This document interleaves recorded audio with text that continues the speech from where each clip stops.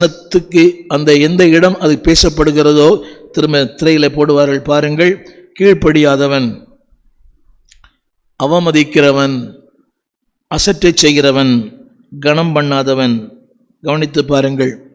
என்றைக்கு இந்த நிலைமை வருகிறதோ அடுத்த வார்த்தை எழுதப்பட்டிருக்கிற அடுத்த வார்த்தை பயப்படுகிறவன் பலனடைவான். அடுத்த வார்த்தை படியுங்கள், பயப்படுகிறவன். கவனியுங்கள், கீழ்ப்படிவது இரண்டாவது ஒன்று.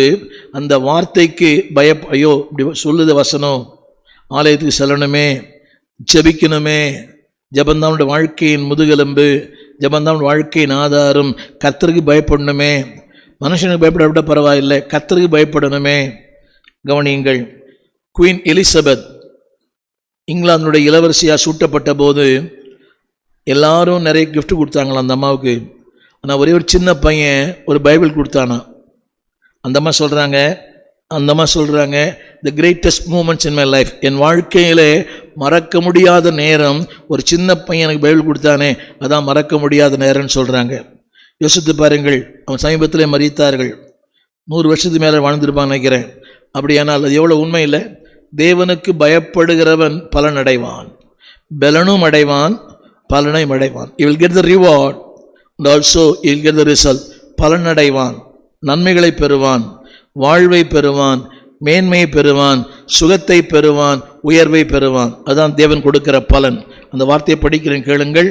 அந்த வார்த்தை எப்படி சொல்லுகிறது? 13ஆம் வசனத்தில் அவன் பலன் அடைவான், பயப்படுகிறவனோ. எனவே தாவீது சொல்லுகிறான், உமக்கு பயப்படும் பயத்தால் என் உடம்பு சிலிர்க்கிறது.